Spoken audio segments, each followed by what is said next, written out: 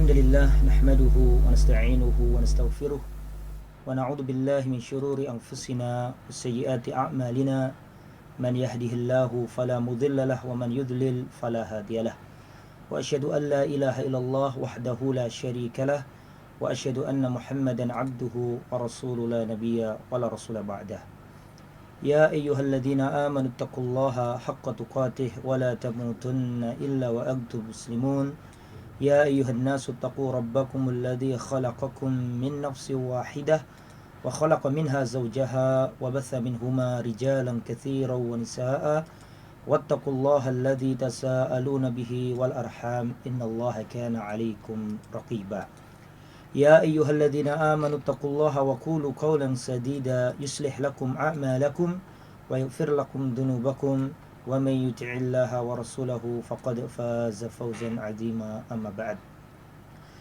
فإن أصدق الحديث كتاب الله وخير الهدى هدى محمد صلى الله عليه وسلم وشر الأمور محدثاتها وكل محدثة بدعة وكل بدعة ضلالة وكل ضلالة في النار وبعد معاشر المستمعين المسلمين والmuslimat rahimani wa rahimakumullah.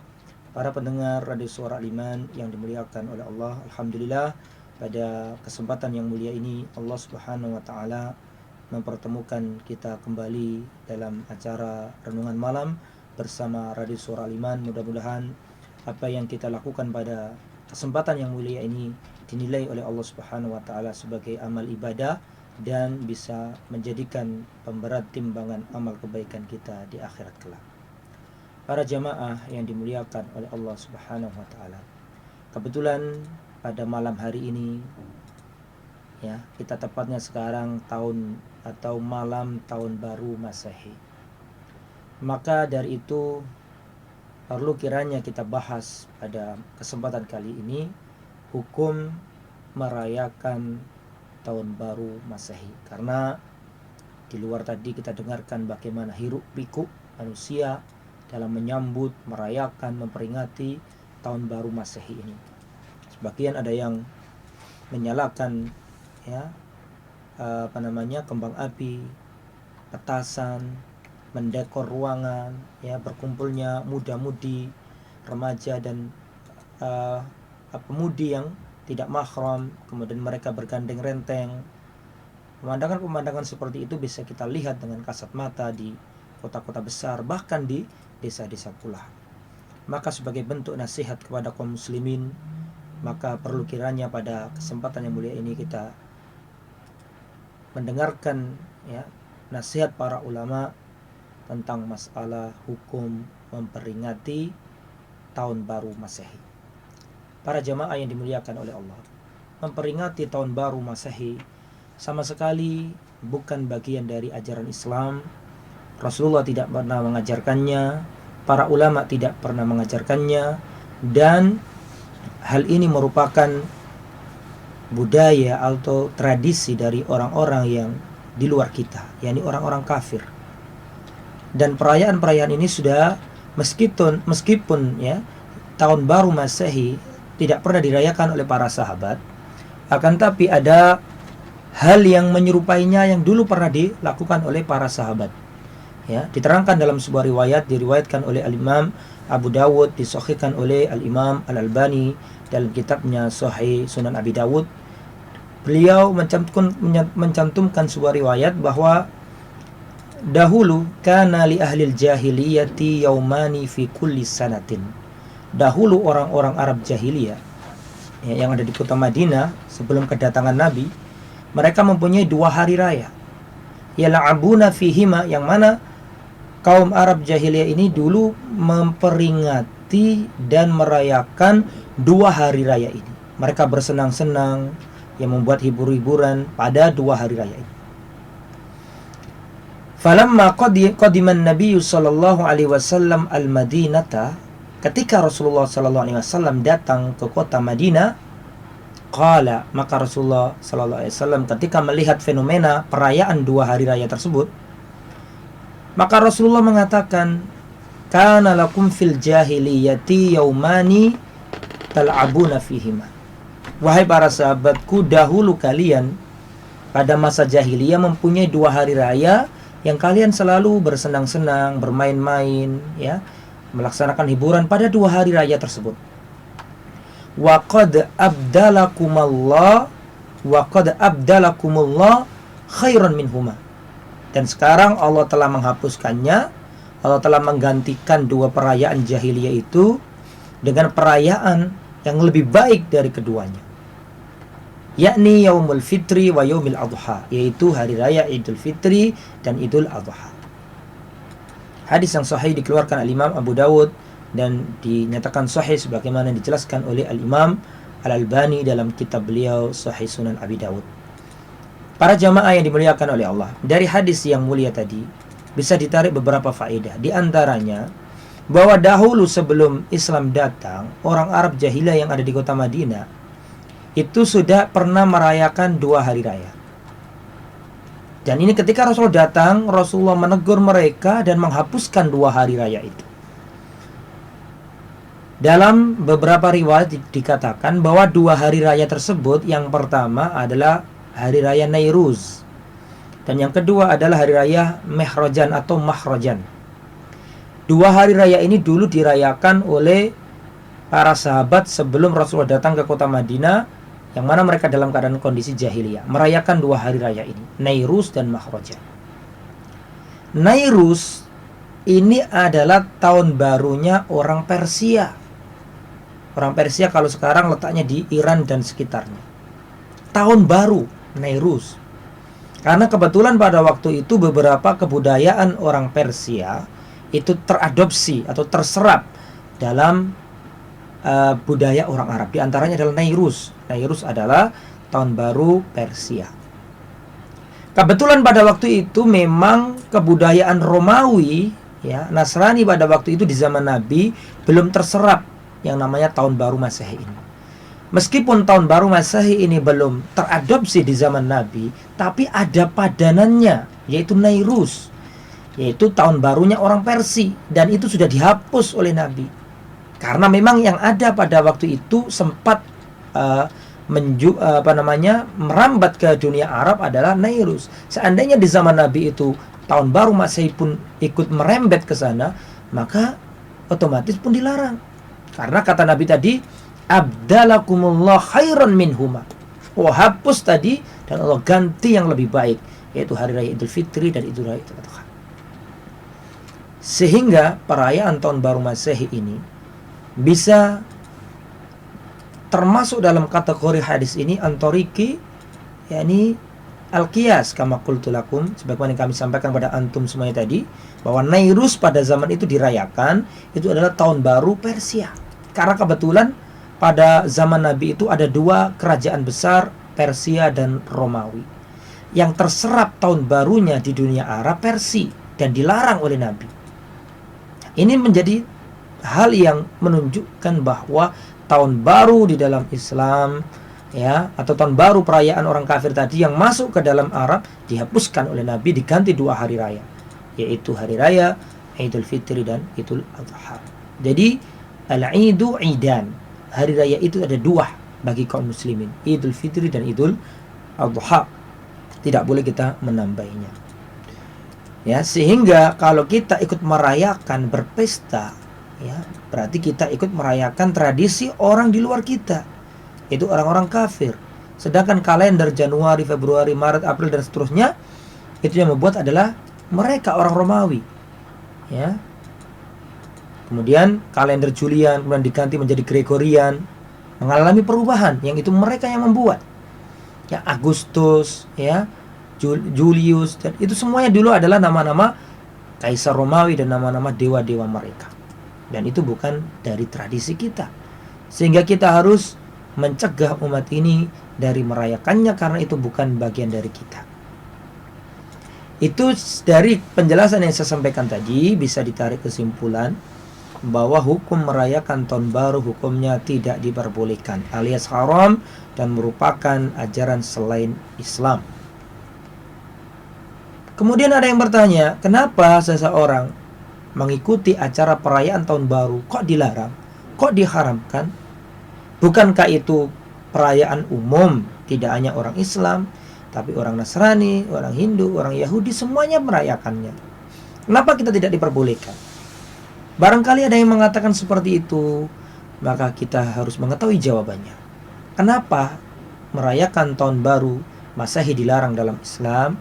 Ada beberapa jawaban dari kami yang mudah-mudahan ini menjadi secercah cahaya ya dalam mengarungi kehidupan supaya kita tidak terjatuh pada perbuatan-perbuatan yang kita anggap itu hal yang remeh, tapi padahal ini hal yang sangat urgent sekali yang kita harus tahu hukumnya dan tidak boleh kita terjatuh padanya. Apa saja yang menyebabkan tahun baru, perayaan tahun baru Masehi ini dilarang? Yang pertama, jawaban yang pertama adalah li'anna fi dzalika tasyabbuh bil kufar. Karena di dalam perayaan tahun baru itu di dalamnya ada penyerupaan ya terhadap orang-orang kafir. Sedangkan Rasulullah sallallahu alaihi wasallam mengatakan man tasyabbaha biqaumin fahuwa minhum. Barang siapa yang menyerupai suatu kaum, maka dia bagian dari kaum tersebut. Kalau kita ikut merayakan perayaan kaum tertentu, agama tertentu, maka seakan-akan kita bagian dari mereka juga. Faliyadu billah.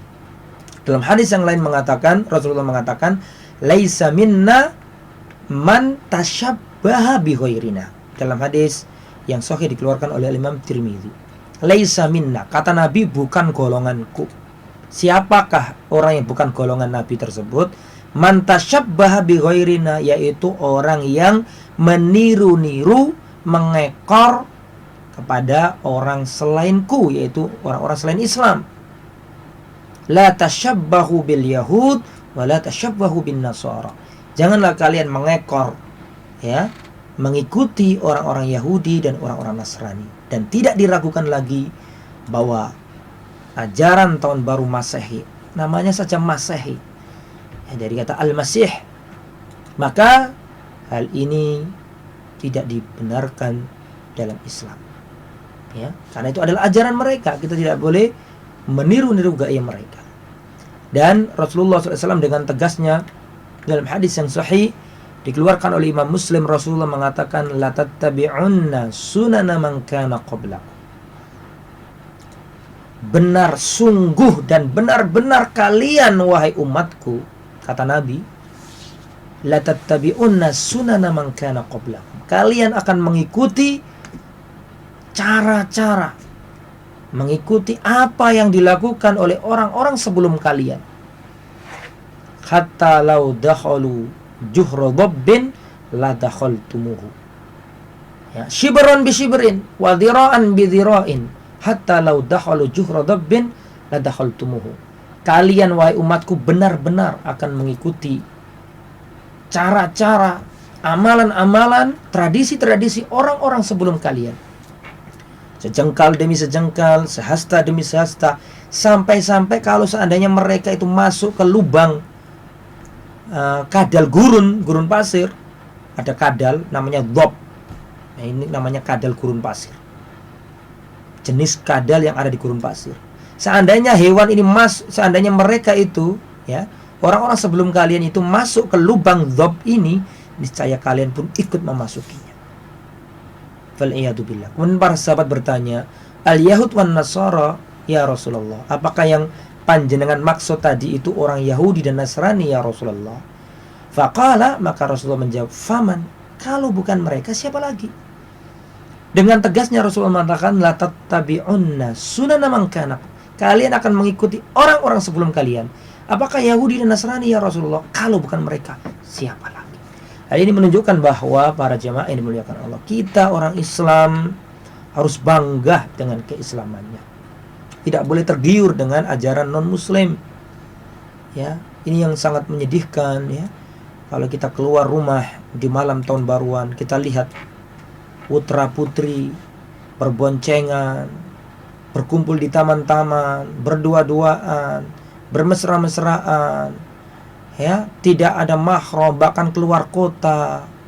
Wanita keluar nggak pakai jilbab, menyalakan petasan. Kemudian di tengah-tengah malam mereka menjerit-jerit bersorak-sorak. Fal'iyadu billah. Para ulama dulu, Ibnu Mas'ud mengatakan, ya, tidak pernah aku menyesali sebuah penyesalan melebihi penyesalanku tatkala aku melihat matahari tenggelam. Jadi memaknai pergantian waktu itu bukan jerit-jerit, teriak-teriak, senang-senang, nyalakan kembang api, tidak. Jangankan pergantian tahun, para ulama dulu zamannya sahabat, pergantian hari saja mereka menangis. Ya. Ibnu Mas'ud, "Ma nadimtu ala syai'in aktsar min nadami ala yaumin gharabat syamsuhu. Naqasa fihi amali wa lam yajid fihi naqasa fihi ajali wa lam yajid fihi amali." Kata Abdullah bin Mas'ud, tidak pernah aku menyesali sebuah perkara melebihi penyesalanku tatkala aku melihat matahari tenggelam. Aku sangat menyesal. Tidak ada yang melebihi penyesalanku dibandingkan ketika aku melihat matahari tenggelam. Naqasa fihi ajali. Ajalku semakin mendekat. Ya, ajalku semakin mendekat.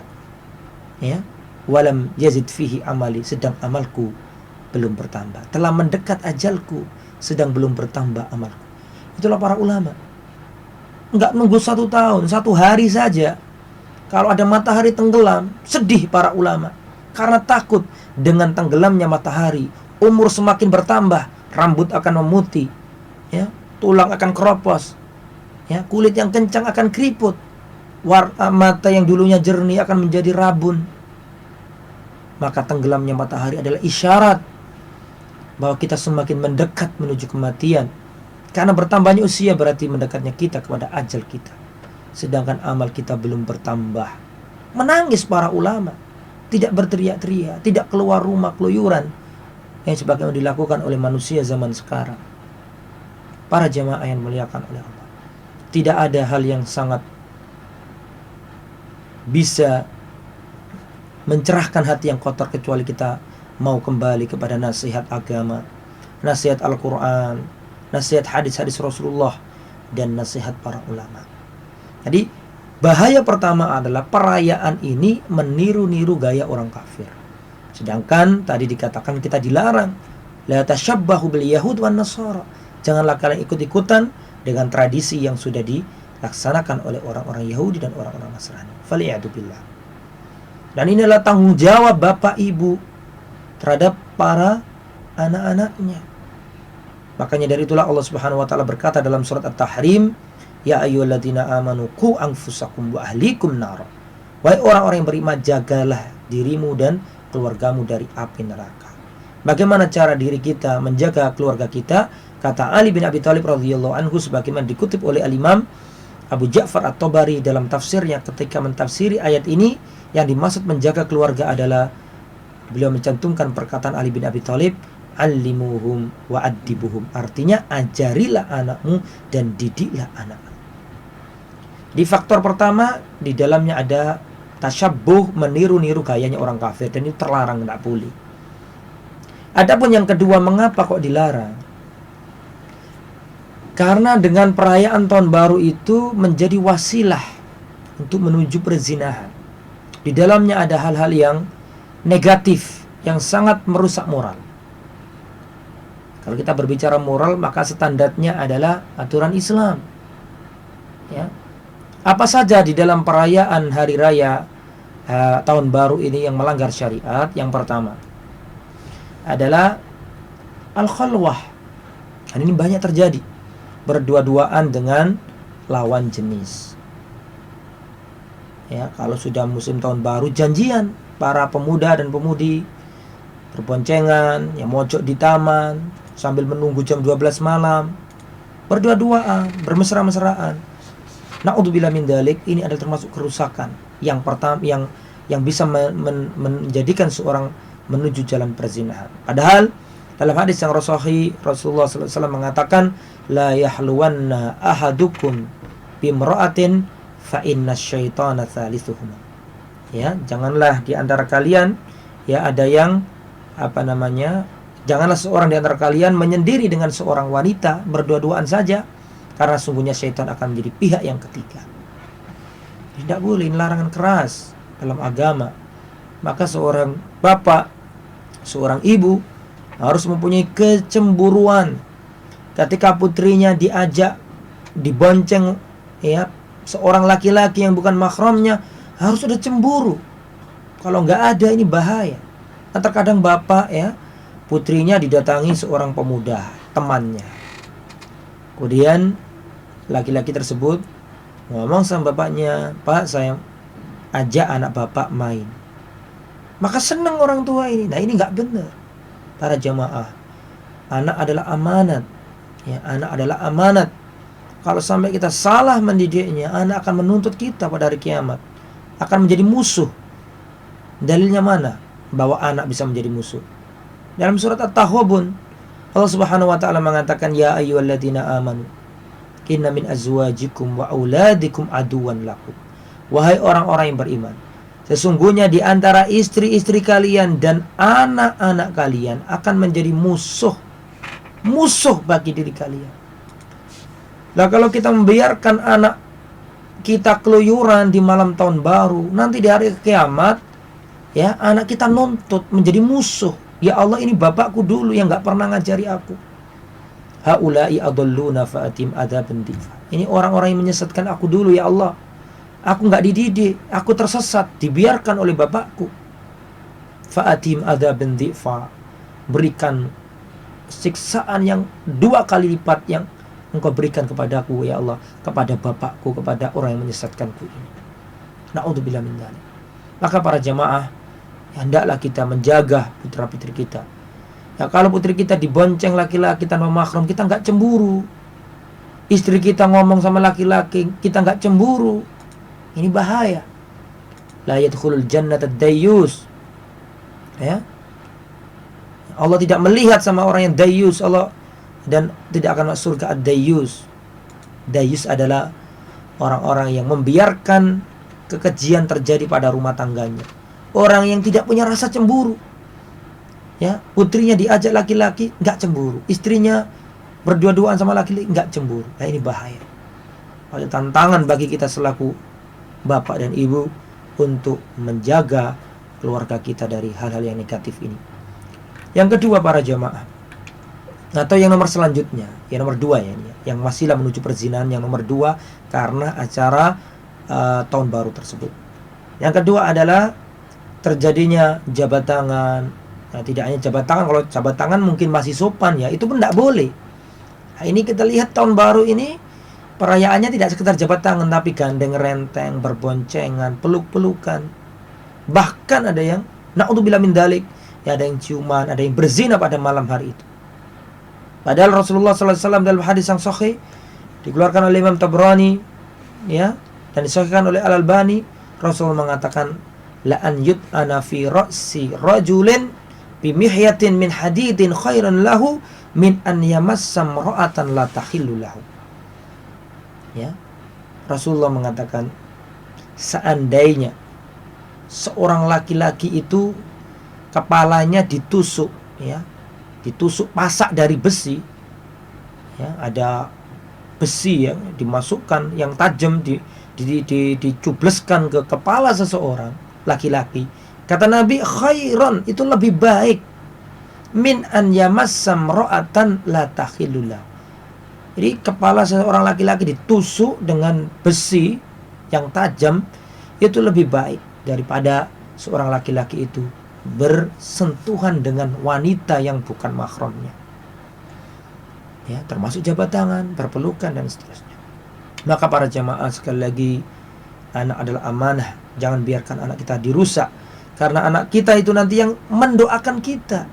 Kalau anak kita soleh, otomatis kita dapat pahalanya, meskipun tanpa diniatkan dioper pahalanya. Meskipun tanpa itu, otomatis anak yang soleh, kalau dia beramal baik atas didikan kita, otomatis orang tua mendapatkan pahalanya. Maka harus dikawal. Anak kita itu tabungan akhirat kita. Kalau kita tidak mengawalnya, maka dihancurkanlah, datanglah hama-hama dunia, debu-debu dunia mengotorinya, sehingga anak kita yang kita jadikan cadangan amal ketika kita sudah mati, maka anak kita nggak bisa memberikan amal tersebut. Na'udzubillah. Adalah anak soleh adalah termasuk pahala yang terus mengalir meskipun orang itu sudah meninggal dunia. Hendaklah kita menjaganya. Kemudian yang nomor 3, Di antara kerusakan yang terjadi pula pada perayaan tahun baru Masehi adalah safarun nisa bituni mahram. Safarul mar'a bituni mahram. Yaitu keluarnya wanita bepergian jauh tanpa mahram. Kita tahu kalau malam tahun baruan, muda-mudi janjian, ya, ke tempat tertentu, wisata tertentu, ya. Kalau di Surabaya mungkin di Kenjeran, atau mungkin ke tempat-tempat yang dingin, di Trawas atau Pacet misalnya, ya, atau di Malang, mengadakan acara di sana. Laki-laki perempuan bersatu padu di sana. Keluar rumah nggak pakai mahram, ke tempat yang jauh. Padahal Rasulullah SAW dalam hadis yang sahih dikeluarkan oleh Imam Al-Bukhari dan Imam Muslim, Rasulullah mengatakan, la tusafirul mar'atu illa ma'adhi mahramin. Tidak boleh seorang wanita keluar rumahnya bepergian jauh kecuali harus pakai mahram. Itu kalau sudah tahun baru nggak mungkin ngajak bapaknya, itu nggak mungkin. Contoh ini, ada orang pacaran, ya, ayo kita keluar tamasya pada tahun baru. Kemudian si wanitanya bilang, sebentar ya, saya tak izin bapak, sekalian bapak tak ajak sebagai mahramnya. Tidak ada seperti itu. Kalaupun toh ada, tidak boleh, karena ini perayaan, bukan perayaan kita. Ya, karena nggak ada orang yang perayaan mendatangkan wisata, ya, datang ke tempat wisata, kemudian dia ngajak mahramnya. Ya otomatis si laki-lakinya tidak mau kan, pengennya berdua-duaan kan gitu. Nah, ini harus kita waspada sebagai orang tua. Apalagi kalau orang tuanya juga memperingatinya, maka ini, ya, kata orang Jawa, kebacut, ya. Atau kalau anak muda ya wajar, itu pun nggak boleh kan gitu. Tapi kalau orang tua ikut ngadain juga, ya ini kata orang Jawa kebacut. Kalau bahasa Indonesianya apa itu? Keterlaluan. Ya, hendaklah orang tua itu justru yang membentengi akidahnya anak supaya tidak terjatuh pada kesalahan. Kemudian para jamaah yang dimuliakan oleh Allah, di antara wasilah yang keempat menuju perzinahan yang terdapat dari perayaan ini adalah keluarnya wanita tanpa memakai jilbab. Ya, mereka berkumpul di satu tempat, meniupkan trompet-trompet, membunyikan lonceng-lonceng, berpakaian ala-ala orang kafir, ya, tidak mengenakan jilbab. Na'udzubillah min dzalik. Para jamaah, sekali lagi hendaklah kita membentengi keluarga kita dari kerusakan ini. Rasulullah SAW mengatakan, ya ayyuhan nabiyyu kulli azwajika wa banatika wa nisa'il mu'minin yudnina 'alaihinna min jalabibihinna. Wahai Nabi, katakanlah kepada istri-istrimu, kepada putri-putrimu, dan katakanlah kepada seluruh wanita orang yang beriman. Nah, ini seluruh wanita yang beriman. Apa? Yudnina 'alaihinna min jalabibihinna. Hendaklah mereka menjulurkan kerudung-kerudung mereka, jilbab-jilbab mereka. Adapun sekarang kita lihat, ya, tidak berjilbab, keluar rumah dengan pakaian yang tidak dibenarkan oleh syariat, ikhtilat, ya, campur baur laki-laki dan perempuan. Na'udzubillah min dzalik. Sekali lagi, jangan biarkan putri kesayangan kita, ya, mengikuti acara-acara yang sungguh sangat menistakan kehormatan putri-putri kita. Na'udzubillah min dzalik. Kemudian para jamaah, di antara kerusakan yang terdapat dalam tahun baru juga adalah yang nomor 5, mengumbar pandangan kepada lawan jenis. Kalau ada laki-laki cowok membawa cewek, otomatis kan memandanginya ini. Dan kenyataannya tidak hanya cowok ini memandang ceweknya, enggak. Nanti ada cowok lain bawa ceweknya, otomatis cowok ini melihat ceweknya cowok lain. Dan itu pasti. Ya, kalau kita lihat, kalau memang para pemuda-pemudi mengadakan party atau pesta tahun baru, tidak cukup dengan ceweknya, pasti melihat wanita yang lain, otomatis. Dan si wanita melihat pasangan yang lain. Akhirnya disitulah banyak kemungkaran. Mata kita menjadi mata yang tidak terjaga. Padahal mata yang bermaksiat di siang hari, tidak mungkin mata ini beribadah di malam hari, karena mata yang bermaksiat menghalangi dari ketaatan. Kalau kita biarkan anak kita melihat hal seperti itu, maka hancurlah. Karena dengan perayaan itu mata tidak terjaga. Al-Imam Ibnu Qayyim Al-Jauziyah mengatakan, madakhilu syaitan arba'ah. Pintu masuknya syaitan kepada anak Adam melalui 4. Kata Imam Ibnu Qayyim dalam kitabnya Ad-Da' wa Dawa, Islam itu masuk setan itu masuk ke anak Adam melalui 4 pintu, 4 tempat masuk. Yang pertama adalah al-lahdhah, pandangan mata. Yang pertama adalah pandangan mata. Semua kerusakan bermula dari pandangan mata. Dan mata itu jujur, apa yang ia lihat langsung dibawa ke hati. Mata tidak pernah mengkhianati hati. Apa yang dilihat otomatis langsung dibawa ke pikiran sama dibawa ke hati. Kalau yang dilihat merah, yang di hati ya merah. Karena mata itu jujur. Mata nggak pernah mengkhianati hati dalam penglihatannya.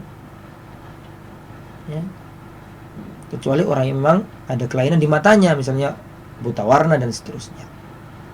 Ya, yang pertama adalah pintu masuknya setan melalui pandangan mata.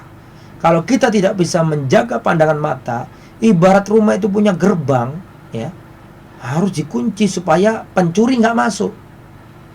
Nah, Islam atau kita pun punya benteng supaya nggak diganggu oleh setan dan bala tentaranya. Pertama kuncinya adalah pandangan mata. Kalau kita sudah tidak bisa menjaga pandangan mata, otomatis yang lainnya nggak bisa menjaga.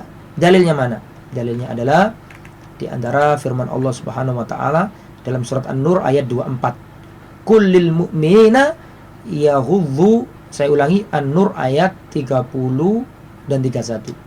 Kullil mu'minina yaghuddu min absarihim wa yahfadhu furujahum. Katakanlah kepada orang beriman, yaghuddu min absarihim, hendaklah mereka menahan pandangannya.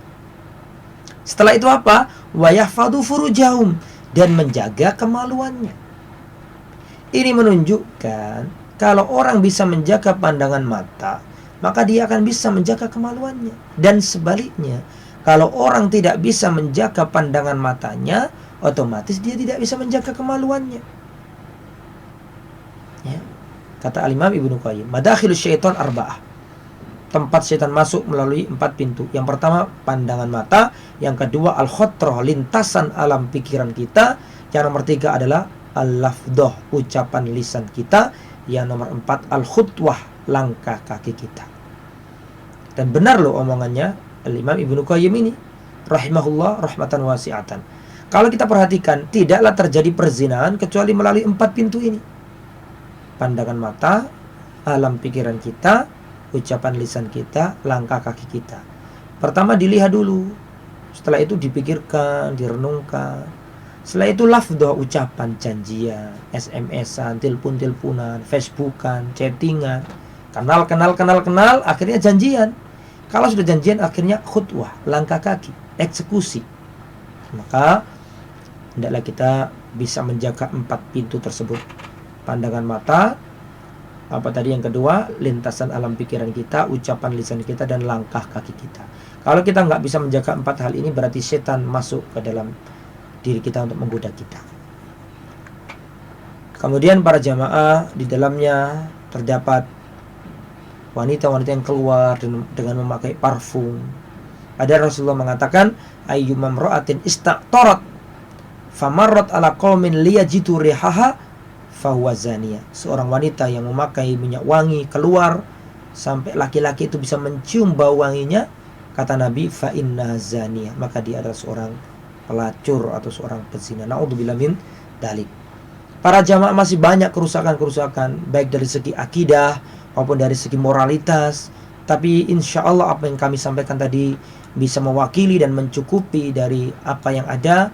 Dan nasihat kami pada diri kami pribadi dan keluarga kami, juga kepada panjenengan semuanya dan keluarga panjenengan semuanya, supaya kita bisa menjaga keluarga kita demi mengamalkan firman Allah dalam surat At-Tahrim ayat yang ke-6 tadi, yaitu yang berbunyi, ya ayyuhalladzina amanu qu anfusakum wa ahlikum nara. Wahai orang yang beriman, jagalah keluargamu, jagalah dirimu dan keluargamu dari api neraka. Bagaimana cara menjaga keluarga? Kata Ali bin Abi Thalib dalam kitab tafsir, dikatakan, alimuhum wa addibuhum, ajarilah anakmu, istrimu, dan didiklah anakmu dan istrimu.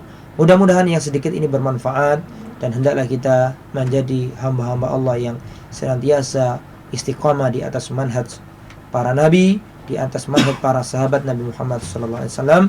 Mudah-mudahan apa yang kami sampaikan tadi bermanfaat, dan insya Allah setelah ini kita akan masuk ke sesi kedua, yaitu masalah atau sesi pertanyaan. Tapi sebelumnya mungkin kita kembalikan ke saudara moderator kita untuk jeda. Wallahu a'lam bishawab.